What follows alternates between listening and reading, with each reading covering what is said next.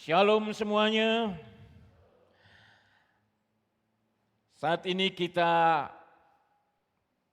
memasuki akan bulan misi. Dan tema pada saat ini adalah bela rasa. Apa itu bela rasa? Karena seringkali kita mendengar, yang seringkali kita kenal adalah bela diri, saudara ya. Kalau sekarang bela rasa. Tapi izinkan saya mengawali dengan beberapa news seperti ini. Saudara, kalau Anda membaca berita semacam ini, apa yang berkecamuk dalam perasaan dan hati saudara? Dalam iNews diberitakan tentang 5 fakta anak gugat dan usir ibu kandung demi rumah mewah. Di Tribun News, saudaraku, ada anak tega gugat ayah 3 miliar. Dan di bawahnya masyarakat di sekitar protes karena ada seorang bapak yang diusir oleh anaknya sendiri. Sehingga spanduknya bunyinya, kenapa bapakmu sendiri kamu usir, Tuhan akan melaknatmu. Saudaraku yang dikasihi Tuhan, ketika kita membaca berita-berita semacam ini, yang ada di dalam hati kita adalah apa saudaraku? Yo kok kebangetan itu anaknya, ya kan? Kok ya enggak tahu diri begitu. Kita merasa sedih sekali. Ada anak yang telah dilahirkan oleh ibunya dengan perjuangan nyawanya sendiri sebagai taruhannya. Dan telah dibiayai oleh ayahnya dengan kerja keras untuk mendapatkan uang supaya anak itu bertumbuh dan tumbuh dewasa. Sampai akhirnya menjadi orang. Nah, seringkali pengertian menjadi orang itu agak rancu, saudaraku ya. Apa ketika lahir itu enggak orang, saudaraku? Apakah ketika lahir itu kucing? Tapi bukan itu artinya. Menjadi orang artinya adalah bahwa anak itu telah tumbuh menjadi dewasa, menjadi orang yang sukses, menjadi orang yang pandai, menjadi orang yang punya pengaruh, menjadi orang yang berkuasa. Tetapi ya kok tega-teganya. Ayahnya yang membiayai dia, ayah yang bekerja keras bagi dia, ibunya yang mengasuh dia, yang melahirkan dia, tega mengusir mereka demi harta, demi warisan. Dan berita-berita semacam ini bukanlah hanya 1 atau 2. Kalau kita mau teliti, hampir setiap saat kita bisa membaca berita-berita semacam ini yang muncul di berbagai daerah. Saudaraku yang dikasihi Tuhan, betapa menyedihkannya. Dan kita turut sedih. Kok ya ada anak yang semacam ini.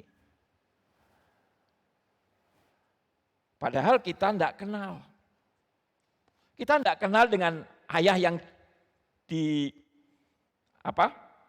digugat 3 miliar ini atau ibu yang diusir ini. Kita tidak kenal.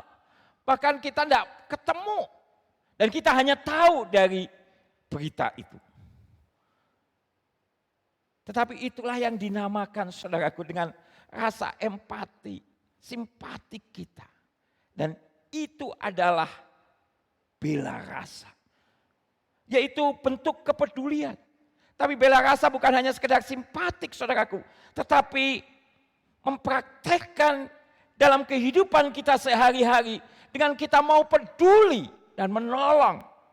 Misalnya saudaraku, kita menolong para korban bencana alam. Kita merasa kasihan. Waduh, rumah mereka itu hancur, kena gempa, rumah mereka kebanjiran, mereka habis semuanya. Nah, bela rasa kita wujudkan dengan kepedulian kita. Dengan apa saudara? Menolong mereka, entah secara langsung atau memberikan sumbangan. Dan itulah bela rasa. Sesuatu yang menjadi kepedulian kita karena kita juga kalau mengalami situasi-situasi yang sama, itu begitu sangat menyedihkan. Dan itu adalah sesuatu yang sangat baik. Nah, saudaraku yang dikasihi Tuhan, dalam Injil Matius, pasal 20 ayat 1 sampai 16, ada sebuah perumpamaan tentang kerajaan sorga yang diungkapkan oleh Tuhan Yesus. Dalam perumpamaan ini, kerajaan sorga diumpamakan seseorang yang menjadi pemilik kebun anggur, menjadi bos, dan dia keluar untuk mencari pekerja-pekerja. Dia keluar pada pukul 6 pagi, pukul 9, pukul 12 petang, pukul 3 siang, dan terakhir dia keluar pada pukul 5 sore. Dan dia memanggil orang-orang bekerja di kebun anggurnya. Dan ketika saudaraku, upah mulai diberikan, dan upah diberikan kepada mereka yang masuk terakhir, yaitu jam 5 sore.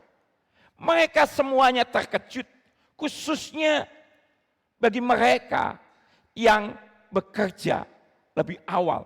Pada pukul 6, pada pukul 9, pada pukul 12 dan 13. Karena apa? Ternyata upahnya sama. Semuanya mendapatkan upah 1 dinar. Nah, saudaraku yang dikasihi Tuhan, pertanyaannya adalah, mengapa upahnya sama? Mengapa upahnya sama? 1 dinar adalah uang yang beratnya sekitar 3,85 gram yang terbuat dari perak. Yaitu rata-rata upah orang sehari bekerja adalah 1 dinar. Dan di bawah 1 dinar memang ada yang namanya koin as. Di mana 1 dinar itu sama dengan 16 as. Dan di bawahnya masih ada lagi kuadran namanya. Kuadran itu 1 as sama dengan 4 kuadran. Dan di bawah itu saudaraku, ada mata uang yang paling kecil yang dinamakan lepton. Tapi bukan Lipton. Kalau Lipton itu merek teh. Ya. Lepton. Dan ini dalam Alkitab adalah peser. Inilah lepton inilah yang dipersembahkan oleh janda miskin. Dan itu hanya 2 peser. Jadi 1 kuadrat. Uang yang kecil sekali. Uang yang paling kecil saudaraku. Sedangkan uang yang paling besar dalam artian dalam kategori kelas ini adalah 1 dinar. Itulah upahnya. Dan kenapa? Semuanya pekerja itu kok dapatnya 1 dinar. Ini kan tidak adil. Apakah Tuhan sedang mengajarkan kepada kita untuk pilih kasih? Apakah Tuhan sedang mengajarkan kepada kita untuk bertindak tidak adil? Saudaraku yang dikasihi Tuhan. Untuk ketidakadilan ini sebetulnya Tuhan sudah berbicara. Bukankah kita sudah sepakat 1 dinar? Baik yang jam 6, jam 9, jam 12, jam 3, dan jam 5. Dalam perumpamaan itu sudah dijelaskan. Kita sepakat 1 dinar. Dan itu biasa. Tapi yang menjadi pertanyaan daripada orang-orang ini, dan mungkin kita hari ini, kenapa ya? Kok sama? Ada sesuatu yang lebih daripada itu. Karena perumpamaan ini tidak sedang berbicara tentang bagaimana sebuah keadilan atau ketidakadilan. Tapi perumpamaan ini sebetulnya sedang berbicara tentang apa yang namanya bela rasa, yaitu kepedulian. Kalau Anda membaca dalam ayat 3 sampai dengan 7 dalam perumpamaan ini, paling tidak Anda akan menjumpai kata keluar sebanyak 5 kali. Yaitu ketika apa? Ketika tuan ini, bos ini keluar untuk mencari pekerja pada pagi-pagi hari jam 6. Kemudian pada jam 9. Kemudian pada jam 12 petang. Pada jam 3 dan pada jam 5 sore. Dia keluar saudaraku. Saudaraku yang dikasihi Tuhan. Tahukah saudara bahwa perumpamaan ini tentang kerajaan sorga, di mana Allah sang pemilik sorga itu merasa begitu kasihan dengan orang-orang yang tidak mempunyai pekerjaan. Kalau mereka tidak punya kerja, saudaraku, maka mereka tidak bisa makan, mereka tidak bisa menghidupi akan keluarganya.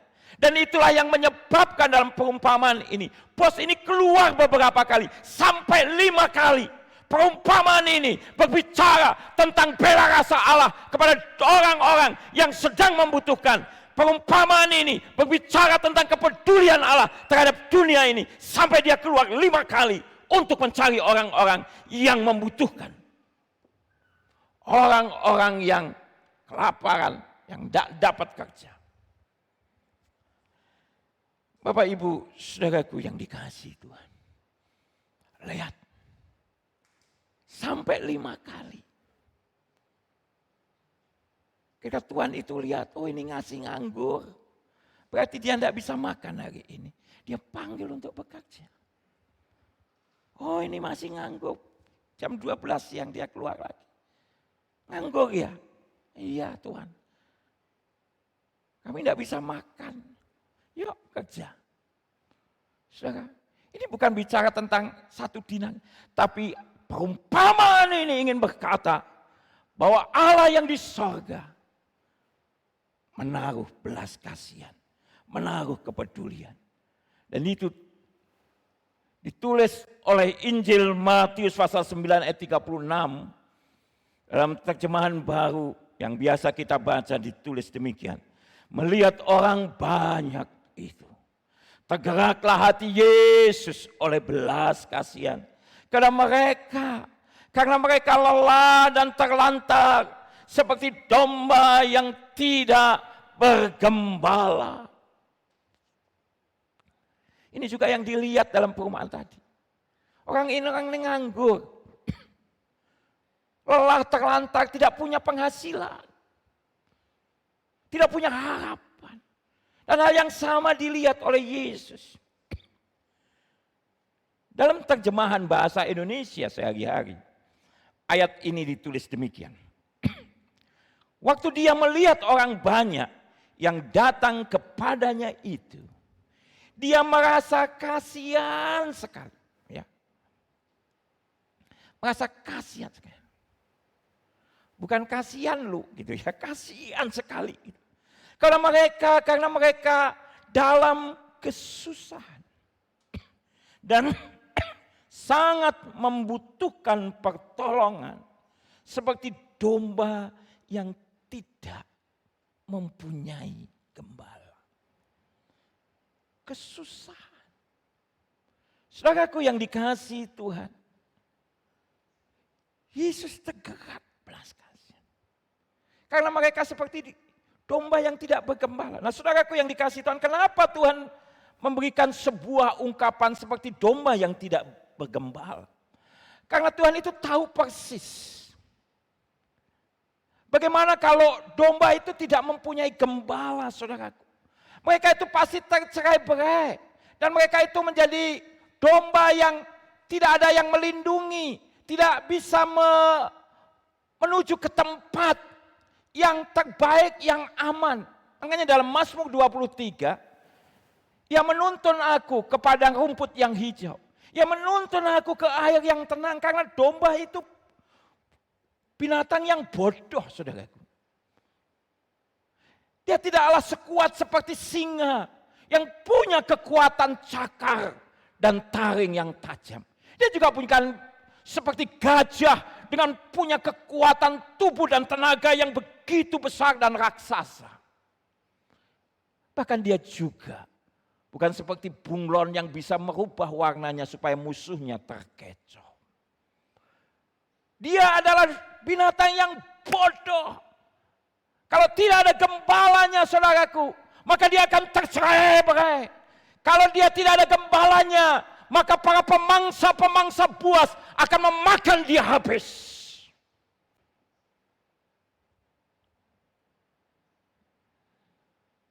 Dan itulah gambaran bagi setiap orang yang tersesat dan terpisah dari gembala yang baik. Oleh karena itu hati Tuhan, saudaraku, tergerak oleh belas kasihan. Bapak Ibu yang dikasihi Tuhan, itu mengajar kita untuk berbela rasa peduli kepada setiap orang yang belum mengenal Tuhan. Dan memang saya mau katakan dengan jujur, sifat dasar manusia itu adalah egois. Kita ini mementingkan diri sendiri. Bahkan itu bukan hanya dosa sekarang. Sejak awal manusia, dari keturunan manusia pertama yaitu Kain, ketika ditanya oleh Tuhan tentang Habil. Dalam Kejadian 4 ayat 9, Kain berkata demikian. Di mana Habil adikmu itu? Tanya Allah. Jawabnya, aku tidak tahu. Apakah aku penjaga adikku?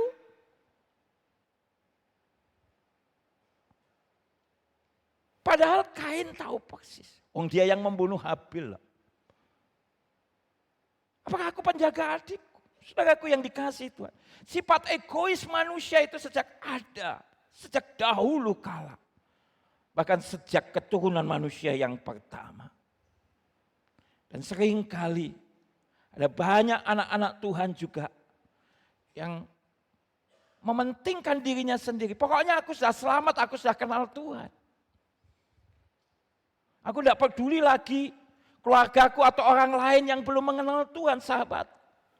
Penting aku sudah selamat. Nah, hari ini mari kita mulai belajar, saudaraku. Kita tahu bersama bahwa hidup di luar Tuhan adalah hidup yang begitu gelap, hidup yang mengerikan. Hidup tidak ada harapan. Sehingga pada akhirnya orang bunuh diri. Saya kemarin menerima satu video dari teman hamba Tuhan yang menceritakan tentang situasi yang terjadi di China. Dan memang saya lihat di Daily News China ada berita itu. Di mana digambarkan, saudaraku, kita tahu Cina itu menerapkan menghadapi endemi ini adalah zero COVID. Artinya tidak boleh ada COVID. Harus nol. Jadi kalau ada mulai 1, 2 begitu, wah itu langsung di lockdown. Dan hari ini kota China yang besar, pusat bisnis dunia, Shanghai dan Hong Kong lockdown. Betul-betul lockdown. Peraturan pemerintah Cina berkata tidak boleh keluar. Kalaupun keluar hanya di halaman untuk buang sampah.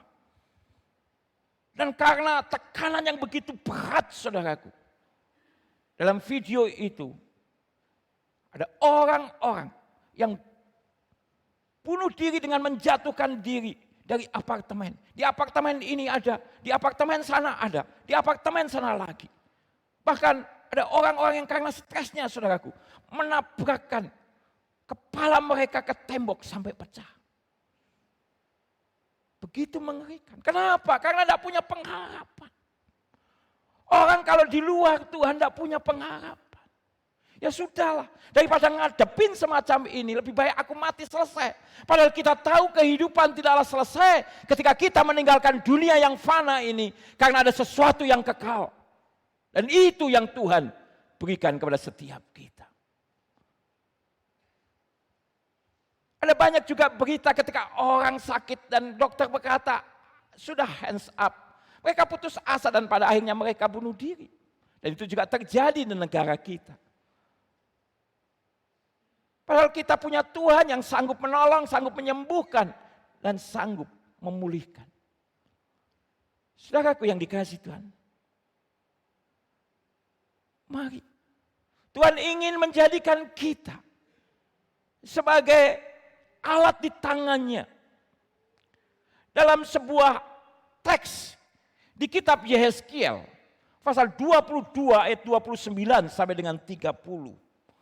Pada waktu itu Tuhan melihat betapa penduduk Yerusalem hidup menyimpang dari kebenaran. Mereka hidup dalam dosa. Dan digambarkan dalam Yehezkiel 2 ayat 29 semacam ini. Mereka melakukan pemerasan dan perampasan, menindas orang sengsara dan miskin. Dan mereka melakukan pemerasan terhadap orang asing bertentangan dengan hukum.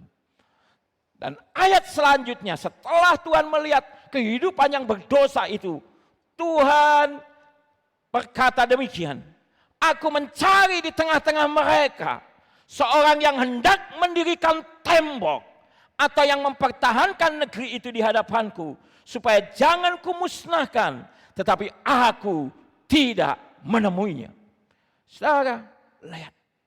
Ketika Tuhan melihat kehidupan berdosa, Tuhan mencari orang yang dikatakan adalah seorang yang hendak mendirikan tembok. Ini bukan tukang batu, saudara, artinya.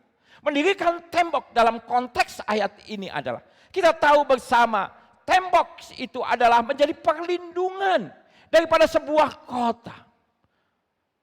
Maka ketika tembok sebuah kota hancur, maka hancurlah kota itu.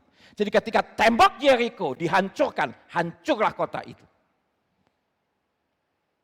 Karena fungsi tembok adalah melindungi dari serangan musuh.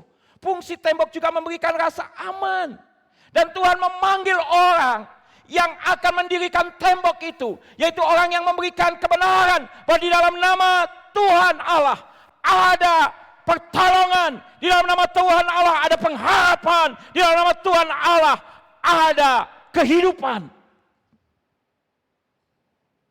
Tetapi sayang, Tuhan tidak menemuinya. Saudaraku yang dikasihi oleh Tuhan Yesus Kristus. Karena Tuhan menghendaki bahwa setiap orang itu boleh diselamatkan. Tidak mengalami kebinasaan yang kekal. Dalam 2 Petrus 3 ayat 9 dikatakan demikian, ia sabar terhadap kamu. Karena ia menghendaki supaya jangan ada yang binasa, melainkan supaya semua orang berbalik dan bertobat. Inilah kerinduan hati Tuhan. Bahwa dia rindu bahwa semua orang.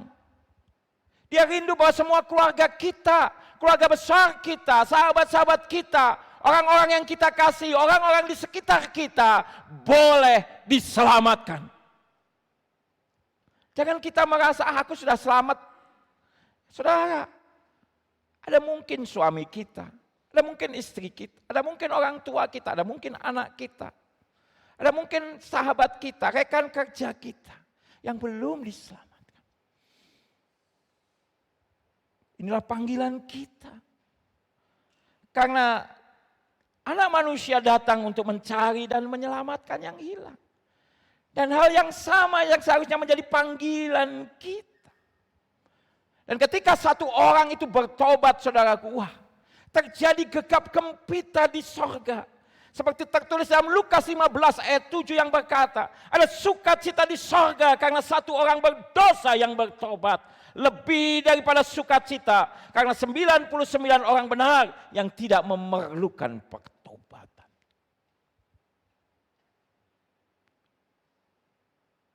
Saudaraku yang dikasihi Tuhan, sorga bergetar bukan karena sesuatu pekerjaan yang spektakuler dari kita. Tapi sorga bergetar memuji Tuhan karena ada satu orang berdosa yang bertobat. Dan Tuhan memakai setiap kita. Oleh karena itu saudaraku yang dikasihi Tuhan, apa sih yang menjadi respon kita? Seperti yang ditulis oleh Rasul Paulus dalam 1 Korintus 9 ayat 19 berkata demikian. Sungguh pun aku bebas terhadap semua orang. Ya. Aku menjadikan diriku hamba dari semua orang supaya aku boleh memenangkan sebanyak mungkin orang. Kita ini bebas melakukan apapun. Kita juga bebas melakukan dengan uang kita mau kita gunakan untuk apa. Tapi ketika kita menggunakan semua apa yang kita punyai dengan menjadikan hamba dalam arti menggunakan semuanya itu bukan untuk kepentingan kita tapi untuk memenangkan banyak orang. Tahukah Anda bahwa ketika kita diberkati, Bukan hanya sekedar supaya Anda bisa menikmati berkat itu. Wah, bisnisnya ciamik, cuannya banyak, mobilnya baru, rumahnya banyak, depositnya lebih banyak lagi. Bukan itu. Sebagai tujuan utama. Tetapi apa yang kita peroleh dari Tuhan, itu juga boleh memenangkan banyak orang. Untuk mereka itu boleh percaya kepada Tuhan. Oleh karena itu dalam Filipi 1 ayat 22a dikatakan, jika aku harus hidup di dunia ini, itu berarti bagiku bekerja memberi buah. Yaitu buah jiwa-jiwa.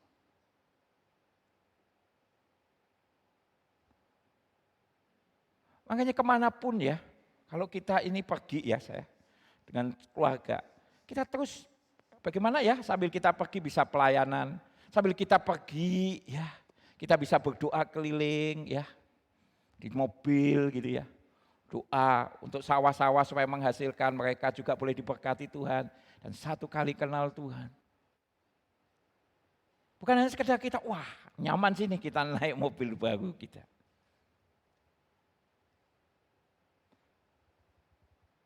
Jika aku harus hidup di dunia ini, itu yang Rasul Paulus katakan.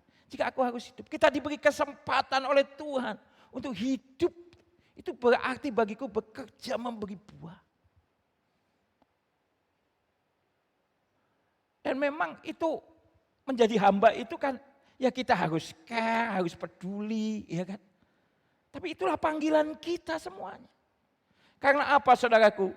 Yohanes 4 ayat 35 berkata, lihatlah sekelilingmu dan pandanglah ladang-ladang yang sudah menguning dan matang untuk dituai.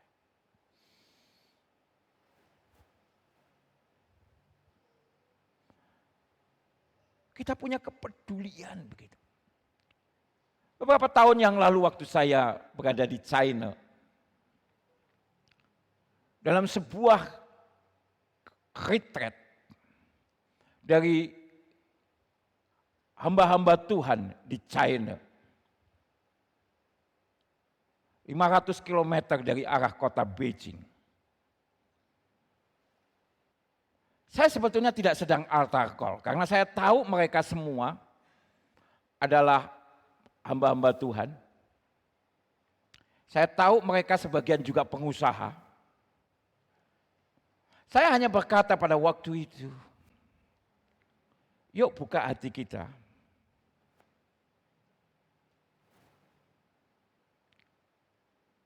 Kita ini adalah alatnya di tangan Tuhan.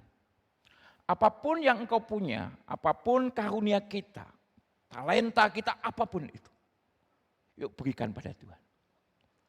Dan tiba-tiba beberapa orang mulai maju. Dan disusul yang lainnya. Dan mereka berlutut di depan dan nangis. Dan nangisnya bukan sekedar 5-10 menit. Hampir lebih daripada 30 menit.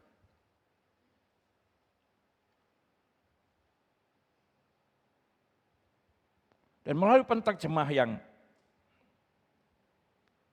menerjemahkan khotbah saya bertanya, apa sebetulnya yang sedang terjadi?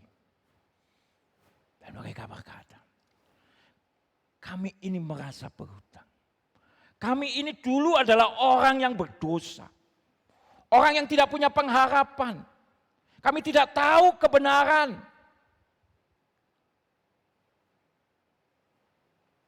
Tapi kami diberi kasih karunia Tuhan yang begitu luar biasa. Kami diselamatkan, kami diberkati, hidup kami juga baik.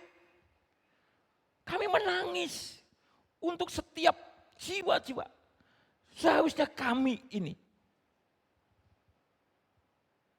lebih lagi. Walaupun saya tahu mereka sudah menjadi orang-orang yang melayani Tuhan dengan luar biasa.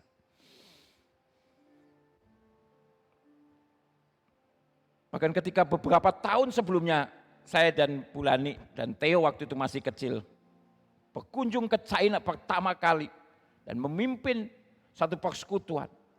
Di sebuah ruang apartemen yang kecil sekali. Hanya tersedia one room dan satu kamar mandi. Dan tempat yang kecil itu dijajali lebih daripada 50 orang. Orang pada duduk di lantai, di tempat tidur, bahkan WC dibuka dan mereka duduk di toilet. Dan mereka berdiri di tempat. Semuanya sesak.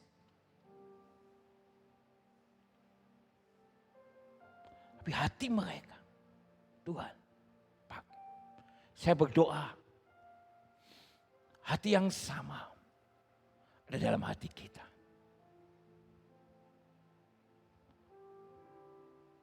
Yuk, kita berbela rasa, peduli, dan mengambil sebuah tindakan untuk mengenalkan siapa Yesus. Karena saya percaya ada sesuai dengan kebenaran Alkitab. Hanya di dalam nama Yesus ada keselamatan. Amin. Di dalam nama Yesus ada kesembuhan. Di dalam nama Yesus ada pertolongan. Di dalam nama Yesus ada harapan. Dan di dalam nama Yesus ada pengharapan.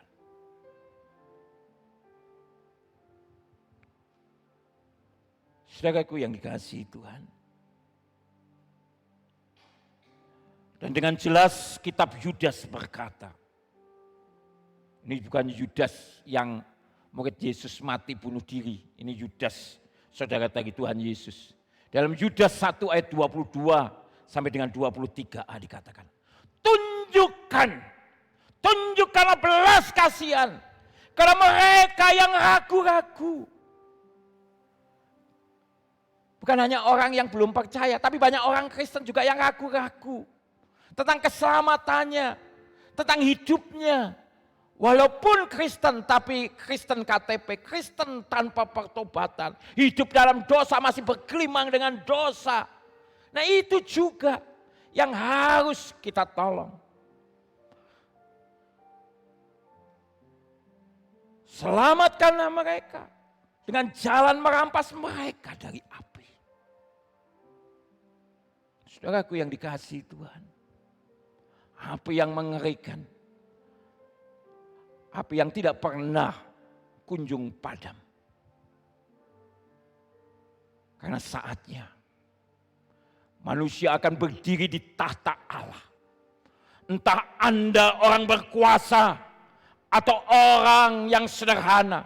Anda orang yang kaya raya atau orang yang miskin. Orang yang pandai atau orang yang bodoh secara pendidikan. One day, one in a time, di satu waktu, kita semuanya akan berdiri di hadapan tahta Allah. Dan semuanya akan dibuka dalam kitab kehidupan. Barang siapa namanya ada dalam kitab kehidupan, maka ia masuk dalam kerajaan sorga yang mulia. Sebaliknya jikalau tidak ada dalam kitab kehidupan, masuk dalam dapur api. Dan orang yang masuk dalam kitab kehidupan adalah orang-orang yang percaya di dalam nama Yesus. Karena di bawah kolong langit ini tidak ada nama lain di mana kita diselamatkan kecuali di dalam nama Tuhan Yesus Kristus.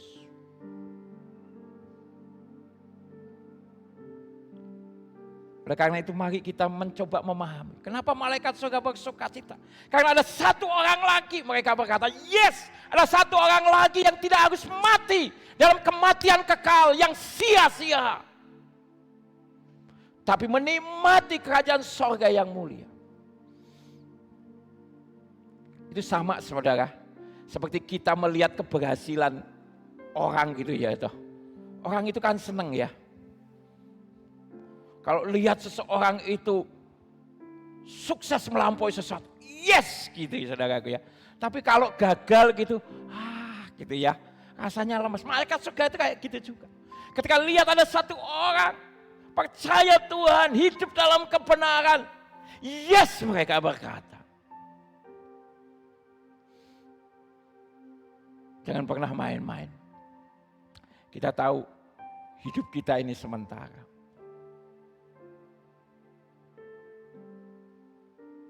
Saya berkata kepada istri saya lihat mata saya di cermin, kok saat ini kok ada kantongnya ya?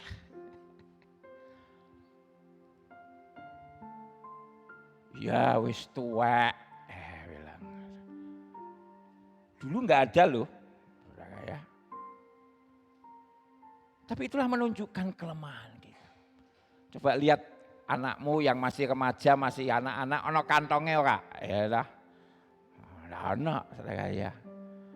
Nah kita kantong bolong, saudara. Tapi saudaraku yang dikasihi Tuhan, lihat. Satu kali kehidupan kita akan berakhir. Tapi percayalah, kehidupan yang kekal, yang mulia itu Tuhan sudah sediakan. Bapak Ibu saudaraku yang dikasihi Tuhan, yuk bekerja bersama dengan Allah. Kita tidak mampu dengan kekuatan kita sendiri. Saya ingin mengakhiri khotbah saya dengan sebuah lukisan yang sangat indah. Dan saya harap saudara bisa menikmati keindahan ini dari sebuah lukisan yang dilukis oleh Emily Renouf pada tahun 1881 yang berjudul The Helping Hand. The Helping Hand adalah sebuah lukisan yang begitu hidup bagi saya. Ada dua orang yang sedang mendayung di sebuah perahu. Kemungkinan ini kakeknya, yang satu cucunya, atau mungkin dia ayahnya, dan itu anaknya. Tetapi yang menarik saudaraku, The Helping Hand adalah sebuah lukisan yang artinya adalah tangan yang membantu. Siapakah yang menggerakkan perahu itu maju? Apakah tangan anak kecil itu? Bukan. Dia hanya nempel. Yang menggerakkan perahu itu maju adalah sepasang tangan yang kuat. Sepasang tangan yang sudah begitu berpengalaman. Karena dia sudah menjadi nelayan berpuluh-puluh tahun. Dan tangan anak kecil itu hanyalah ikut. Ketika ditarik dia ikut narik. Ketika dia ditolakkan maka akan tertolak ke sana. Maju, mundur, maju, mundur. Tapi judulnya mengusik. The Helping Hand.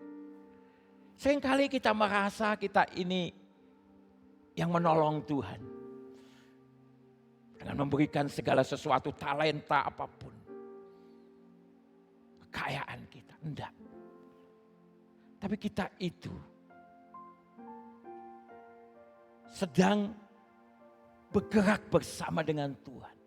Dan Tuhanlah yang mempunyai authority, mempunyai tenaga dan kuasa. Makanya dalam bagian lain firman Tuhan berkata ketika Tuhan mengutus murid-muridnya, dia memberikan the power and authority, tenaga dan kuasa. Karena kalau bukan Tuhan, kita tidak pernah akan bisa punya the power and authority. Perhatikan. Orang boleh hebat. Seorang hamba Tuhan boleh hebat dengan segala karunia-Nya. Karunia kesembuhan, karunia mukjizat sekalipun. Tapi itu semuanya dari Tuhan. Kita juga sama. Semua apa yang kita miliki itu semuanya dari Tuhan. Tuhan yang memberikannya. Kita itu hanya nempel saudaraku. Tapi Tuhan ingin berkata, yuk gerak sama aku.